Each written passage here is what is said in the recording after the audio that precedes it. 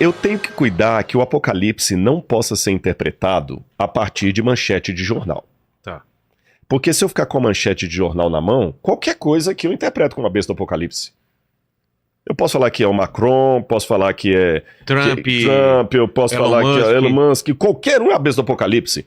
Teve um autor dos anos 60 que dizia que a besta do Apocalipse era a televisão.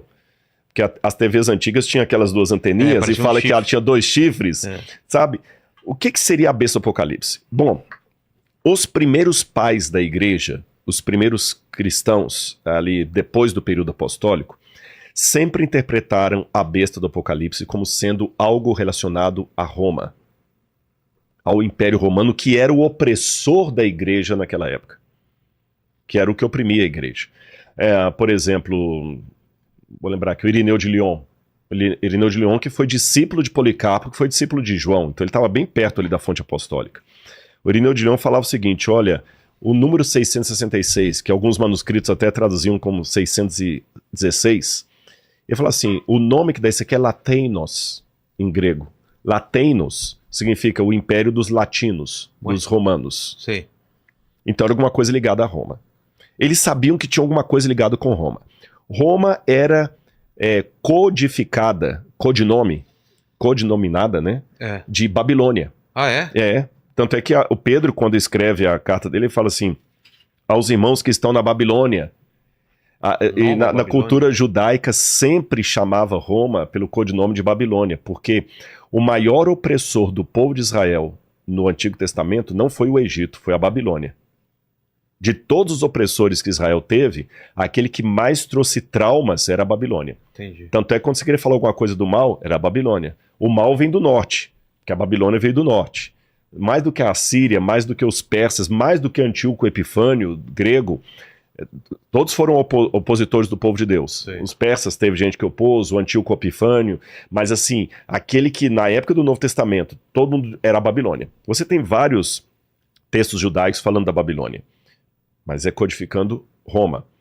Aí, depois desse período da patrística, você vê que a igreja entendeu também, através de Tomás de Aquino, que Roma poderia ser uma forma de trazer o anticristo para a igreja. Isso está na Suma Teológica de Tomás de Aquino. Quando você vai para a Reforma Protestante, de maneira unânime, Lutero, Calvínio, Zwinglio, todos entendiam que o anticristo era o papado. Ah, é? E de maneira assim, bem politicamente incorreta. Você entendeu? O papado e acabou. É lógico, a explicação que muitos teólogos católicos dão hoje é o seguinte, é porque os primeiros protestantes ali, a partir de 1517 com Lutero, como eles eram oprimidos pela igreja, eles tinham que dar um nome para o inimigo. Claro. Então, psicologicamente, detonavam com a igreja, né? Mas hoje a gente não está mais assim tudo. Hoje, então, o que acontece? Muitos teólogos, já para numa ideia mais de estabelecer a paz, não falam mais que o papado seria o anticristo. E você tem alguns autores, como, por exemplo, no século XVI, você tem o Francisco Rivera, que foi um padre católico dominicano, o Francisco Rivera, e tem o Luiz Salazar, os dois são da mesma época. Para tirar esse foco protestante de que o papado seria o anticristo, criaram o método preterista. O anticristo é Nero. Entendi. Ponto. Não tem nada de papa. É o Nero. E depois muitos teólogos protestantes alemães acabaram bebendo na mesma fonte, aí o papado passou a ser Nero. Depois os futuristas começaram a falar, não, o anticristo, na época da Guerra Fria, que começou o dispensacionalismo, o anticristo é a Rússia e a União Soviética, que tinha que demonizar os russos. O comunismo. Agora eu estou falando que a Rússia é com a China, né? Outros grupos minoritários, como as Testemunhas de Jeová, por exemplo, vão dizer que era a ONU. Outros grupos vão dizer que era um grande computador. Outros vão dizer que era um apóstata, que era um ateu. A internet. A internet. Como é que eu entendo isso? Eu tenho um trecho aqui interessante do próprio catecismo da Igreja Católica, e eu gosto dessa interpretação aqui do catecismo. Bom, aqui eu tenho as citações aqui de John Wesley, a Confissão Presbiteriana e Anglicana, de Westminster, a Confissão Luterana, todos falando que é o papado. A resposta católica também é importante ser dada. Os católicos dizem, o anticristo não pode ser o Papa, porque na carta de João é dito que o anticristo nega que Jesus veio em carne. Entendi. Nega que ele veio em carne. E o Papa... não nega que ele veio em carne, ele não é gnóstico. Entendi. Né? Mas olha o que diz aqui o Catecismo da Igreja. O Catecismo tem lá os vários pontos, 537, 534, os parágrafos, mas para quem quiser olhar no Catecismo é só colocar julgamento final da Igreja. Interessante o título, julgamento final da Igreja. E o Catecismo diz assim, antes da segunda vinda de Cristo, aqui é a posição católica, tá, gente? Não vai valer por protestante. Sim. Antes da segunda vinda de Cristo, a Igreja deve passar por um julgamento final que abalará a fé de muitos crentes. Eu concordo com isso. A perseguição que acompanha a sua peregrinação na terra revelará o mistério da iniquidade, que é uma maneira de falar do anticristo, na forma de um engano religioso, oferecendo aos homens uma solução aparente para os seus problemas ao preço da apostasia da verdade. Ou seja, se é a apostasia da verdade, É o afastamento da verdade. então o anticristo não pode ser um russo ateu, nem um muçulmano. Tá. O anticristo tem que ser alguém, e eu concordo com o catecismo aqui, tem que ser alguém que saiu de dentro do cristianismo, porque quando você vai aqui na carta de João, que fala do anticristo, fala aqui, olha, Evangelho de João, capítulo 2, versículo 18, fala, filhinhos, esta é a última hora, e como vocês ouviram que o anticristo vem, também agora muitos anticristos têm surgido, por isso sabemos que é a última hora. Eles saíram do nosso meio. Ah, Então tem 3 elementos aqui que eu tenho que levar em consideração. Manifestações do anticristo já havia na época do Novo Testamento, porque eles falam que muitos dos anticristos já estavam surgindo. Segundo, o anticristo tem que ser alguém que sai de dentro do cristianismo, então não pode ser alguém de fora. E terceiro, esses anticristos da época de João eram um modelo daquele grande filho da iniquidade que ainda viria, que Paulo falou, que ainda não surgiu, mas virá, antes da vinda de Cristo. Porque fala que quando ele surgir, Paulo fala, o Senhor o destruirá. Então, peraí, então o anticristo não pode ser a União Soviética, porque não tinha União Soviética na época aqui. O anticristo não pode ser a ONU, porque não tinha a ONU nessa época. O anticristo tem que ser algum poder que já tinha exercício na época apostólica, que atraía pessoas que saíam de dentro do cristianismo e que, por alguma forma, vai estar de novo na segunda vinda de Cristo. Então, classificar o anticristo como um homem só já fica complicado, porque o camarada tem que ter 2000 anos de vida, pelo menos. Mas aqui, eu estou só pegando a Bíblia para ver que o que o catecismo está falando tá de acordo. Aí diz que esse anticristo atrairia muitas pessoas para uma apostasia da verdade. Deixa eu te falar uma coisa. Se a igreja se a mulher de Apocalipse 17 é o povo infiel, para você ser um adúltero, o primeiro requisito é ter sido casado. Para você morrer, o primeiro requisito tá vivo. Tá vivo. Para você ser apóstata, o primeiro requisito é ter sido cristão. Sim. Não existe islamismo apostatado. Não existe budismo apostatado. Só existe cristianismo apostatado. Então o anticristo tem que ser alguma coisa que vai sair do cristianismo. Aí continua dizendo, o engano do anticristo já começa a tomar forma no mundo toda vez que a reivindicação é feita para perceber dentro da história aquela esperança messiânica que só pode ser realizada através do julgamento escatológico. A igreja rejeitou até mesmo formas modificadas dessa falsificação do reino para vir sobre a forma do milenarismo, especialmente a forma política intrinsecamente perversa de um messianismo secular. A igreja entrará na glória do reino somente através dessa Páscoa final, quando ela seguirá o seu Senhor em sua morte e ressurreição. Então, o catecismo, nesse ponto, concorda com a minha ideia pós-tribulacionista. Sim. A igreja enfrentará uma perseguição. Mas essa perseguição não virá de fora. Virá de alguém de dentro da igreja, que apostatará da verdade, levará muitas pessoas à apostasia. Mas quem seria essa pessoa que, de certa forma, já tinha ação na época dos apóstolos e vai ter na volta de Jesus? Aí eu termino com o Apocalipse 17 explicando. Vamos voltar para o capítulo 17. João viu a mulher montada na besta e ficou assustado com o que ele viu. Aí olha o que diz a continuidade. Capítulo 17, verso 7. O anjo, porém, me disse, por que você ficou admirado? Eu vou lhe mostrar, eu vou lhe explicar o mistério da mulher e da besta que tem as 7 cabeças e os 10 chifres que leva a mulher.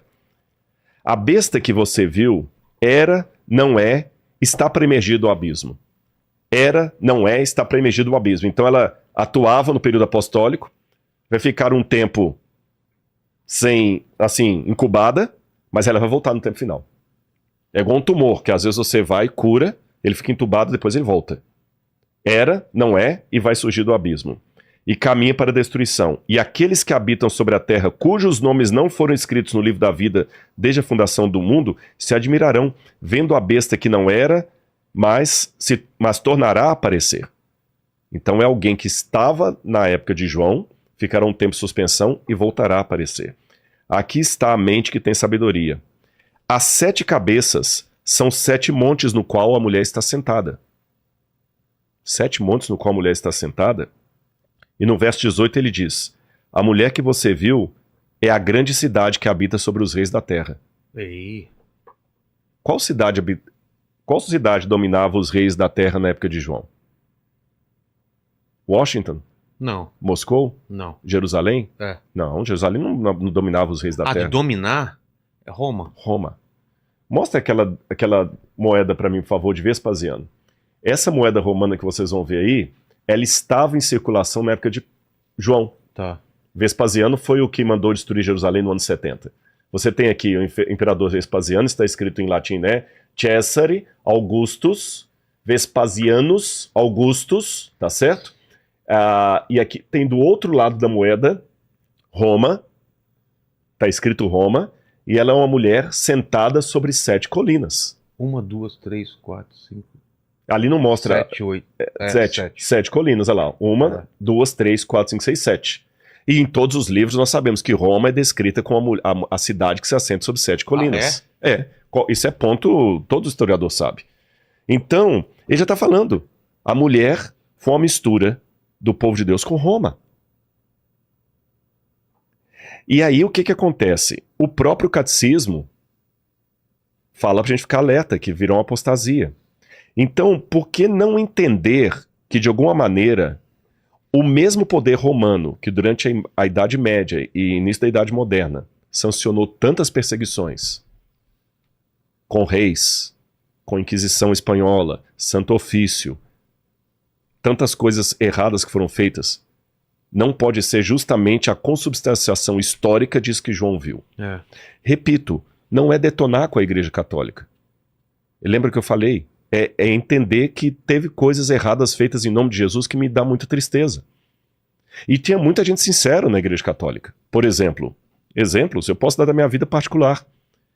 Eu tive padres que quando eu ficava no mosteiro com eles, eu lembro uma vez que eu cheguei aqui no Ipiranga lá e os padres me recebiam ali, e um belo dia eu esquentava minha comida lá e depois ia pra sala assistir o Fantástico com os padres. Aí um dia o padre chegou lá e falou, Rodrigo, desculpa, padre Dionísio, desculpa, tomou o prato da minha mão que eu tinha esquentado, me perdoa, Rodrigo, me perdoa. Eu falei, o que foi? Ele pedindo perdão e tomou o prato da minha mão.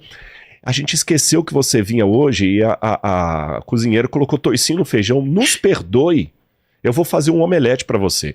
Poxa, esse homem honrou minha fé. Ele não tem problema com carne de porco, eu que não como carne de porco.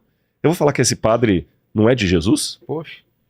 Eu vejo uma vida de Madre Teresa de Calcutá, Irmã Dulce, para falar aqui do Brasil, essas mulheres não andavam com Jesus? Ai de mim, quem sou eu? E os crimes que houve dentro da Igreja Católica? Também houve crimes dentro do mundo protestante, dentro da Igreja Adventista. Eu tenho que lamentar isso. Aí vem o capítulo 7, que fala dos 144 mil. E ele começa assim. Depois dessas coisas, vi 4 anjos em pé nos 4 cantos da terra, segurando os 4 ventos, para que nenhum vento soprasse sobre a terra, nem sobre o mar, nem sobre árvore alguma. Por que 4? Bom, 4 a gente já aprendeu. O que é 4? Perfeição. Não, é... 7 que é perfeição. Universal. Universal. Os 4 ventos. Quando a gente vai para a Bíblia, em Ezequiel capítulo 37, verso 9, Zacarias 6, versos 1 a 4, Jeremias 49, 36, você vê que o vento do céu ele tem dois sentidos. Primeiro, os ventos de Deus vêm para ressuscitar os seus filhos, para dar o galardão. É a visão de Ezequiel capítulo 37. Fala assim, não soltem os 4 ventos para que venham e soprem sobre esses cadáveres, fazendo-os reviver. Sim. Quando você vai já para Jeremias 49, verso 36, fala assim, solte os ventos de Deus que vêm para julgar a terra. Lembra que eu falei que uma das características de aprender o Apocalipse é olhar o símbolo no restante da Bíblia? Claro. Então aqui ele fala, segurem os 4 ventos. Ou seja, não chegou a época ainda nem de julgar o mundo, olha o suspense, nem de dar o galardão para os filhos, apesar de ter aberto o selo. Por quê? Porque nós ainda temos que selar na fronte os 144 mil. Quem seriam? Aí fala o seguinte, olha, não danifiquem nem a terra, nem o mar, nem as árvores, o juízo final de Deus, até marcarmos com o selo a testa dos filhos do nosso Deus. Então ouvi o número dos que foram marcados com o selo. Eram 144 mil de todas as tribos de Israel. A interpretação mais corrente hoje é que aqui significam 144 mil judeus que serão selados. Eu não vou entrar no mérito da questão hoje, mas eu sei que você tem planos de trazer no futuro gente para falar sobre a tribulação. Sim. Aí tem o pré-tribulacionista, o pós-tribulacionista e o meso-tribulacionista, né? Galera, para entender o seguinte, o que é tribulação? No finalzinho da história do mundo, isso aqui é um ponto pacífico entre todos os intérpretes. Antes que o mundo chegue assim ao primeiro minuto da eternidade, haverá uma grande tribulação. Nessa grande tribulação, o anticristo vai dominar a terra com uma força muito grande. Nessa grande tribulação, também chamada de tempo de angústia de Jacó, é outra expressão que aparece na Bíblia, o poder de Deus praticamente não vai ter muita coisa para fazer na terra. Não é porque Deus ficou derrotado, não, é porque a humanidade estará atingindo um tal estado de delinquência, de degeneração, de afastamento de Deus, que o Espírito Santo não terá mais acesso ao coração humano. E quem dominará o mundo será o anticristo.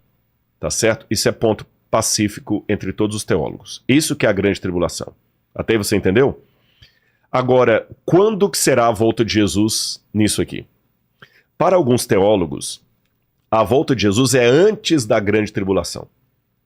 Jesus vem, arrebata a igreja, porque vai ser tão caótico que vai estar aqui na terra. Violento, tão né? violento, tão pá, que Deus vai fazer com a igreja dele assim, eu vou tirar vocês daí para vocês não sofrerem isso. E nessa visão, que é chamada de pré-tribulacionismo, quem vai ficar para trás? Não tem aquele livro do Tim LaHaye, Deixados para Trás? E fizeram um filme também com o Nicolas Cage, se eu não me engano, né? Não sei se é com ele, mas eu já vi esse não filme. tem um que é com ele, se eu não me Tem engano. uma série chamada Leftovers. Leftover, alguma coisa assim. Todos esses Tim LaHaye ou esses aí, a própria novela Apocalipse da TV Record, da Record TV, a ideia é que Cristo vai arrebatar a igreja e quem vai ficar para trás? Dois vão estar no mesmo ambiente, um vai e outro fica. Quem vai ficar para trás? Vai ficar para trás aquela pessoa que não estava tão espiritualmente preparada e Deus ainda vai dar uma chance. Ele pode até se arrepender, mas ele vai comer o pão que o devil amassou ali. E os judeus também vão, nessa época, reconhecer Jesus ao Messias. Muitos judeus vão se converter e vão ficar para trás também aqui, sofrendo com o anticristo. Isso é o pré-tribulacionismo. O meso-tribulacionismo vai achar que a volta de Jesus vai vir em meio a esse caos. Não antes, mas em meio ao caos. O pós-tribulacionista acredita que não, que a volta de Jesus será após a grande tribulação. E para o pós-tribulacionista, a igreja passará pela tribulação também. Pela grande tribulação. E quem será a igreja que passará pela grande tribulação? Os 144 mil. Para essa terceira opinião, é claro. Eu sou dessa terceira opinião. Também? Também. E alguém pode falar, Rodrigo, mas eu sempre ouvi falar que eram judeus. Para mim não são judeus, eu vou explicar por quê. Lembra que o Apocalipse é um símbolo. Sim. E como símbolo, tem que entender o símbolo como símbolo. O fato, por exemplo, o Espírito Santo é uma pessoa. Mas João vê 7 espíritos de Deus diante da... É lógico que é simbólico, senão vão acreditar num politeísmo aí, né? 7 espíritos de Deus. É um espírito só representado pelo número 7, porque é o número da perfeição. O Messias, por exemplo, ele é ungido com 7 espíritos de Deus. Outro exemplo que eu poderia dar, as 7 igrejas do Apocalipse. Na verdade, é uma igreja cristã só. Mas ele divide essa igreja cristã em 7 igrejas para representar a plenitude da igreja cristã. Compreende? Entendi. Então, para mim, por que fala 144 mil judeus? Olha que, se eu pegar literalmente aqui, eu tenho alguns problemas. Primeiro, porque fala que o número é 144 mil. Será que é número literal? Segundo, não envolve judias, mulheres, só homens. Porque quando você vai para o capítulo 14, lembra que eu falei do quiasmo? Que está aqui, está no final? No capítulo 14 fala desses mesmos 144 mil e diz assim, olha, eu vou ler para você aqui, olha. Capítulo 14, versículo 1. Olhei e eis que o cordeiro estava em pé sobre o monte Sião, e com ele estavam os 144 mil que tinham escrito na testa o nome do cordeiro e do seu Deus. Ouvi uma voz como de muitas águas, como o som de um forte trovão. A voz que ouvi era como o som de harpa. Entoava um cântico diante do cordeiro. Ninguém podia aprender o cântico, senão os 144 mil. E diz assim, esses são os que não se macularam com mulheres porque são virgens. Então, se eu entender isso aqui literalmente, os 144 mil só podem ser judeus que nunca se casaram porque são virgens. Então complica. E vou complicar mais ainda. Não podem ser 144 mil judeus. Porque judeu é quem é da tribo de Judá. Aqui fala que era 12 mil da tribo de Naftali, 12 mil da tribo de Zebulun, 12 mil da tribo de... Só não tem a tribo de Dan aqui, só não tem Dan. Essa teoria, então. Então, para mim, é um símbolo. Paulo fala na carta aos Romanos que o Israel de Deus hoje é a igreja. Você entendeu? Ele falou assim, olha, Deus pode suscitar descendentes para Abraão dessas pedras. Então, embora eu, Rodrigo, tenha ascendência judaica lá no meu Pereira, por causa de cristãos novos que fugiram da Inquisição, independente disso aí, quando eu aceito a Jesus como Messias, espiritualmente, à luz do Novo Testamento. Um rabino ia achar isso aqui ridículo, o Ravi Sani não ia concordar com isso, nem o Rabino Ventura. Estou falando à luz do Novo Testamento. À luz do Novo Testamento, pelos padrões do Novo Testamento, eu sou descendente de Abraão pela fé. Os descendentes de Abraão, segundo a carne, são circuncidados. Os descendentes de Abraão, segundo o Espírito, são batizados. Entendi. Você entendeu? Então, para mim, aqui é a igreja. E por que 144 mil? Lembra que eu falei que o pessoal multiplica os números para poder dar um superlativo? Pedro perguntou a Jesus, quantas vezes eu devo perdoar o meu próximo? 7 vezes? 7 significa o que mesmo, lembrar? Perfeição. Então é como se ele perguntasse assim, Senhor, quantas vezes eu devo perdoar o meu próximo de maneira perfeita? Jesus falou assim, eu não digo 7, mas 70 vezes 7. Mais que perfeito. Mais que perfeito. Perfeitíssimo, como diz o Chaves. Então aqui, o que são 144 mil? 12, que nós falamos que é o povo de Deus. Isso. Vezes 12, vezes 1000. Então o povo de Deus de todo lugar. E a prova maior que é assim mesmo, que o Apocalipse ele tem uma forma, lembra que eu falei da aula de hebraico? Você aprende primeiro isso, depois ele amplia, depois tem uma chave, né? Depois que ele fala de 144 mil, imediatamente ele fala assim, depois dessas coisas, eis uma grande multidão, que ninguém podia enumerar, de todas as tribos, nações e povos e línguas de pé diante do trono e do cordeiro, vestidos de vestes brancas com ramos de palmeiras nas mãos. Então aqui ele amplia a visão anterior. Então para mim, esses 144 mil são aquela multidão de sinceros, judeus ou não judeus. Que até eu, particularmente, quando falo o seguinte, os judeus ficarão para trás, isso para mim é muito antissemita. Soa muito antissemita. Você entendeu? Soa como muito antissemita. Vão ser castigados. Vão ser castigados. Né? Eu particularmente respeito quem pensa assim, mas esse negócio que os judeus vão ser deixados para trás para sofrer a tribulação, isso para mim é muito antissemita. Eu não endosso. Aí vão começar tudo de novo. Vem agora as 7 trombetas. Falamos de 7 cartas. 7 selos. 7 selos, e agora 7 trombetas. E as trombetas, se você for olhar, elas estão em paralelo com o capítulo 16. As trombetas estão no capítulo 8, 9 e 10. elas estão em paralelo com as 7 pragas do capítulo 16. Ah, é? E trombeta tem um significado o quê? De De anunciação? anunciação, guerra, festividade, juízo. Tá. É começar alguma coisa. Exatamente. Anunciar para todo mundo que Para tá todo começando. mundo que a guerra está começando. Tá. Ou seja, Deus está em guerra contra o mal. Tá. E por que tem paralelo com as pragas lá? Lembra que eu falei do quiasmo, que as Isso. partes vão se encontrando? As trombetas caem nos mesmos lugares das 7 pragas. Entendi. A primeira trombeta, por exemplo, ela cai justamente sobre... Aqui, olha, a primeira trombeta, o granizo foi atirado à terra. A primeira praga também é sobre a terra. Depois a segunda trombeta é atirada sobre o mar. A segunda praga é sobre o mar. A terceira trombeta é uma estrela cai nos rios. A terceira praga é sobre os rios. A quarta trombeta é sobre o sol. A outra também é sobre o sol. Então aqui é Deus fazendo guerra contra o mal. A ideia das pragas e das trombetas é mostrar o seguinte: Deus é amor, mas é justiça. Deus está irado. É que hoje a gente vive numa época que as pessoas criaram certa dicotomia, separação de Deus que é errada. Eles fazem uma separação entre o Deus do Antigo Testamento e o Deus do Novo Testamento.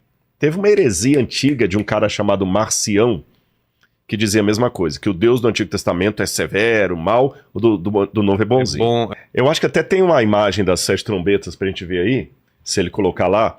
Você falou certo, correto. As trombetas na Bíblia, elas têm um sentido de anúncio. Quando um exército ia atacar o outro, primeiro anunciava com a trombeta, e aí a gente vê, é uma imagem de inteligência artificial, é claro, mostrando que cada vez que uma trombeta de Deus soa, algo acontece na Terra. Então eu estava falando aqui... agora imagina isso, se acontecer uma trombeta poderosa que o mundo inteiro escuta, vai ser de arrepiar o negócio. Mas pior que eles não vão escutar desse jeito, esse que é o ponto. Não. Deus está falando de outra forma. Aliás, eu vou lembrar agora o autor que falou, o C.S. Lewis, falava que muitas vezes... O escritor de Nárnia, né? De Nárnia, exatamente. Que o sofrimento é o megafone de Deus para um mundo que está ensurdecido. Poxa. É o megafone de Deus para o mundo que está ensurdecido. Então, essas trombetas não soam mais como uma trombeta, elas soam através das catástrofes que as pessoas não param para analisar. E aí vem aquele ponto que eu comecei a falar e não desenvolvi. A diferença do Deus do Antigo Testamento para o Novo. Que teve um cara chamado Marcião, herege, que lá no passado ele falava que havia o Deus dos hebreus e o Deus do Novo Testamento. E ele odiava. Até o Novo Testamento ele só aceitava mais ou menos uma parte do Novo Testamento, nem todo o Novo Testamento. E até hoje tem pessoas que pensam assim: o Antigo Testamento acabou, caducou, esse Deus era perverso. O Deus bom, o Deus do Novo Testamento é Jesus. Gente, em primeiro lugar, isso para mim não faz o menor sentido, porque Jesus, em toda a sua pregação, ele fala que ele veio revelar o Pai. Então, das duas, uma. Se ele veio revelar o Pai, e Jesus em nenhum momento desautorizou o Antigo Testamento, nem falou que estava ultrapassado, ele falou bem claro: não vim revogar a lei ou os profetas, eu vim cumprir. E cumprir não é no sentido de cumprir, acabou, não tem mais nada para fazer, não, porque ele continua dizendo. Ele continua. Ainda que o céu e a terra passem, nem um i, nem um tio jamais cairá da lei até que tudo se cumpra. Aquele que menosprezar o menor dos mandamentos e assim ensinar os homens será considerado mínimo no reino dos céus. Aquele, porém, que os ensinar e guardar será considerado grande no reino dos céus. Então, qualquer pregação, eu falo isso com muita convicção, que tente anular o Antigo Testamento, que fala que ele é ridículo, que é uma revelação estúpida, que já está ultrapassada, caduca, ele não está entendendo o que Jesus falou em Mateus 5,17. Que Jesus deixou bem claro: eu não vim anular essa lei. Ele veio cumprir, mas cumprir, repito, não é no sentido que agora que cumpriu, então agora pode fazer o que quiser, você entendeu? Não existe isso. É como se você falasse com o Noah assim: Noah, papai não está transgredindo as leis de trânsito, não. Ele veio para cumprir. Agora que papai cumpriu, você pode transgredir. Não existe isso. Vim para seguir. Eu vim para seguir, para você ser o modelo. E eu falo com você tem que seguir como eu estou seguindo. Por minha graça, é claro, que por nós mesmos nós não podemos. E esse Deus do Antigo Testamento, ele ama tanto como o do Novo. E o do Novo é capaz de se irar tanto quanto o do Antigo. Quer ver uma coisa interessante? Quando a gente leu sobre o sexto selo, eu vou relembrar uma coisa aqui. Fala assim, olha. E disseram aos montes: caiam sobre nós e nos escondam da face daquele que está sentado no trono e da ira do cordeiro. Cordeiro é o animal mais fofinho que tem, né? Mas esse cordeiro aqui pode ficar irado. esse cordeiro pode ficar irado. Então, Cristo no Novo Testamento, ele também se ira. Você tem no Novo Testamento Jesus com o chicote expulsando os vendilhões do templo. Você tem Ananias e Safira caindo fulminados diante dos apóstolos porque mentiram. Tá certo? Você tem Cristo no Novo Testamento guerreando contra o mal. E você tem no Antigo Testamento Deus falando: com amor eterno eu amei você, por isso com benignidade eu atraí você. Então, as pessoas hoje pensam assim, é tudo ou nada. Se Deus é amor, então ele não pode ficar irado. Deus não julga ninguém. Isso é mentira. Deus é amor. Deus é amor. Não, Deus é amor, mas ele também é justiça. Compreende a questão? Deus não vai levar ninguém para o céu na marra. Então, se a pessoa não quer, ela vai enfrentar o que é o não Deus. A partir disso, então, eu entendo que essas trombetas, elas são a maneira de Deus falar ao longo da história. Meu juízo está vindo. Meu juízo está vindo. Nesse sentido, é interessante que quando a gente vai para Mateus capítulo 24, que eu fiz menção aqui, onde Jesus também tem a profecia do que iria acontecer no fim do mundo, Mateus 24 diz assim, olha, eu vou ler para vocês. E aqui eu volto na primeira fala que nós tivemos no podcast de hoje. Jesus estava, Mateus capítulo 24, versos 13 em diante. Jesus estava sentado no Monte das Oliveiras quando os discípulos se aproximaram dele e em particular lhe pediram: diga-nos quando essas coisas vão acontecer e que sinal haverá da tua vinda e do fim dos tempos. E Jesus respondeu: tenham cuidado para que ninguém os engane, porque virão muitos em meu nome dizendo: eu sou o Cristo, e enganarão a muitos. Vocês ouvirão falar de guerras e rumores de guerras. Fiquem atentos e não se assustem, porque é necessário que assim aconteça. Mas ainda não é o fim. Caramba. Então guerra não é sinal seguro da vinda de Jesus. Não é, mas ainda não é o fim. Mas ele continuará dizendo. Mas ele continua. Porque nação se levantará contra nação, reino contra reino. Haverá fomes e terremotos em vários lugares. Porém, todas essas coisas são o princípio das dores. No grego, esse princípio das dores, eu estou com o Novo Testamento grego aqui, são as dores de parto, quando a mulher está para dar à luz. As internautas que estão nos assistindo aí, que são mães, podem dar o seu no chat aí, pode falar a sua experiência. Eu não sei como é que foi com a sua esposa, mas eu conheci mulheres que tiveram contração de parto. Entre a primeira contração e o nascimento do bebê, passaram 40 minutos. Houve mulheres que passaram 18 horas. Varia muito. Varia muito de mulher para mulher.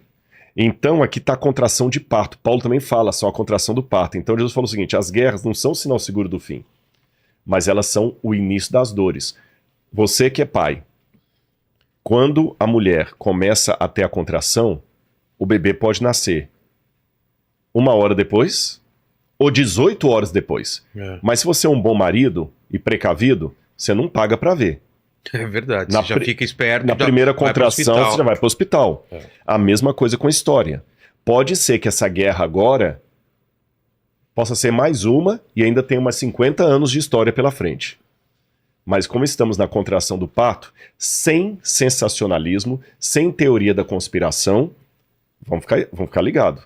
Guerra e rumores de guerra. Exatamente. Aí depois disso, Jesus fala: nesse tempo muitos hão de se escandalizar, trair e odiar uns aos outros. Olha a Odisseia aqui. Muitos falsos profetas se levantarão e enganarão a muitos. E falso profeta não é ateu não, tá? Falso profeta é quem está falsificando as coisas de Deus. E por se multiplicar a iniquidade, o amor se esfriará de quase todos. Aquele, porém, que ficar firme até o fim, este será salvo. E será pregado esse evangelho do reino a todo mundo, para testemunho a todas as nações. Então virá o fim. O que eu estou fazendo aqui? Eu tenho certeza que milhões de pessoas vão ser alcançadas com esses bate-papos aqui. Se somar todos os podcasts que a gente já fez e outros que vieram aqui, que você já trouxe aqui, o evangelho está espalhando. Então vai vir o fim. Tá certo? Só que as trombetas são aquele aviso. Olha, eu estou ouvindo, olha as contrações de parto, olha as contrações de parto. Quando as trombetas terminam, aí de novo a história zera. Olha o Apocalipse, sempre ele vai e zera, vai e zera. Eu acho que a metade do Apocalipse eu já consegui explicar, eu prometi que ia explicar todos. Exato. Primeiro nós temos a igreja dividida em 7 períodos, as 7 cartas, depois tem os 7 selos, e agora vem as 7 trombetas. Pá, pá, pá, pá, pá, pá, pá, pá, pá. Jesus está voltando, a trombeta. Aquele chofar, que é a trombeta de chifre de carneiro, que anunciava. Você entendeu? Aí vem agora o centro do Apocalipse. Mostra o chofar aí. Tem um chofar aí? É com SH. É muito legal. Eles tocam lá eu pena que eu não sei tocar. Eu quero ainda treinar. Difícil. É difícil. Quem toca tem que fazer boca dura aqui, né? E eles tocam aqui do ladinho. Né?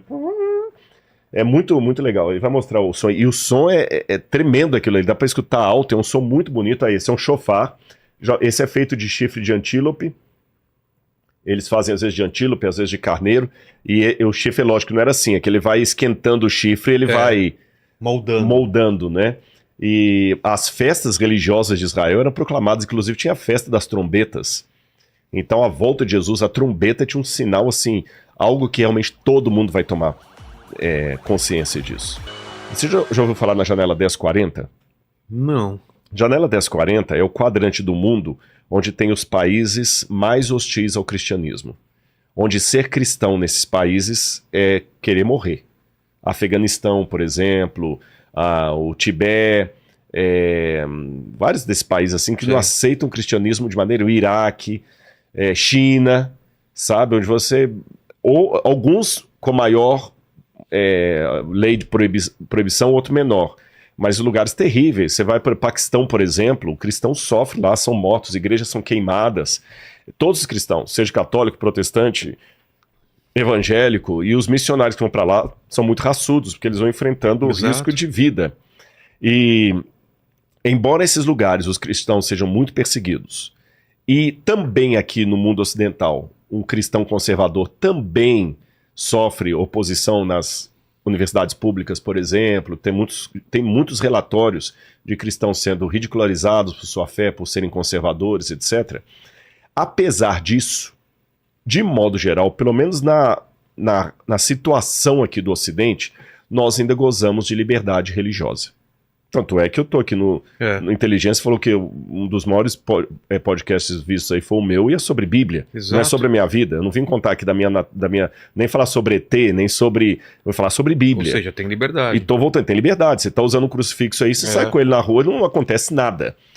Apesar disso, tem lugares onde os cristãos sofrem. E hoje, então... a janela 1040 lá. Não, a janela 1040, exatamente. Esse canto aí, olha, onde... traço preto, né? Exatamente. É onde o cristianismo tem maior oposição, são os lugares mais difíceis Pega a China também. De ser cristãos. Exatamente. Egito, Arábia Saudita, não tem muitos países ali. Marrocos. Ser cristão aí não é fácil, não. E ali nós estamos falando de uma população de... ali está 1 bilhão e 400 milhões, mas deve ser mais, porque só a China tem... E a Índia já dão quase 3 bilhões aí. Mas são 23% da população do mundo fica aí. Caramba, 23%. Ó. Agora, fora daí, onde temos a maior liberdade cristã, como eu falei, eu estou aqui falando de Bíblia, você sabe que só um crucifixo não acontece nada, é onde nós estamos mais na situação de Laodiceia. Brigando por placa de igreja, arrogância, cristão detonando com cristão na internet. Esse é um moleque, esse é um ridículo, ele não é cristão, ele não é isso... E se achando os tais. Tem até um episódio que narra envolvendo John Huss e um amigo que estavam visitando grandes catedrais na Europa.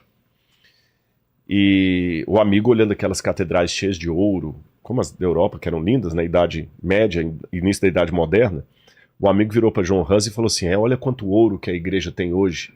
Não precisamos mais lamentar como Pedro e João à porta do templo, quando falaram para o mendigo, não tenho prata nem ouro. Porque hoje a igreja tem prata e ouro. Aí João Huss falou, é verdade, temos prata e ouro, mas já não temos mais autoridade para falar, em nome de Jesus, levanta e anda. Pô. Você tá entendendo? Que paulada, né? Paulada. Quer dizer, hoje a gente tem prata e ouro, tem igreja da Compal, tem TV, tem tudo e tal, mas cadê o nosso poder do Espírito, a unidade cristã? Olha quantos escândalos em nome da fé, quantos cristãos, ao invés de se limitarem a defender a Bíblia de acordo com o que ele interpreta, ele gasta o tempo todo só detonando contra o cristão. O prazer dele é ser especialista em detonar pessoas, sabe? Nós estamos no período de Laodiceia, nós achamos que temos tudo e não reconhecemos que somos pobres, nus. Posso contar uma parábola que ilustra isso? Essa parábola, inclusive, é verdadeira. Uma vez, numa cidade europeia, havia um lugarejo onde as pessoas tinham o seguinte comportamento, Vilela. Elas acho que até eu contei essa história aqui num dos primeiros podcasts, eu vou contar de novo, porque ela ilustra bem a situação do Laodiceia. As pessoas saíam cedo para o trabalho e elas deixavam as casas delas e caminhavam 4, 5, 8 quilômetros para a lavoura. E passavam o dia inteiro trabalhando na lavoura, à noitinha voltavam, guardavam as ferramentas, tomavam banho, tomavam banho, limpavam o pé ali, e não era banho mesmo, né? Iam dormir, para no outro dia fazer isso de novo. Qual era a rotina? Acordava com o nascer do sol, tomavam de jejum, todo mundo saía assobiando pela estrada 10 quilômetros, 8 quilômetros, até a lavoura, trabalhavam o dia inteiro na lavoura, ao pôr do sol voltavam, dormiam e assim continuava.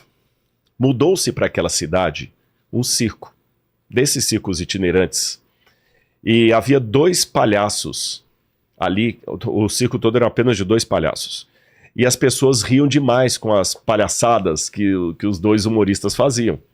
Eles contavam as piadas, davam cambalhota, aquelas roupas coloridas de palhaço, com boneco, e o pessoal ria, e a rotina da cidade mudou, porque agora eles acordavam cedo, iam para o lugar lá na lavoura, à noitinha voltavam, antes de dormir, assistiam o espetáculo, e depois que assistiam o espetáculo, ia todo mundo para casa rindo, até segurando a barriga de tanto rir, para no outro dia fazer tudo de novo. E enquanto eles estavam trabalhando, Cassino, não veja a hora de chegar lá, qual vai ser a piada que os palhaços vão contar hoje à noite. Aconteceu que um dia, enquanto as famílias estavam trabalhando na lavoura, o mato em volta da cidade estava seco e de fácil combustão, e começou a pegar fogo.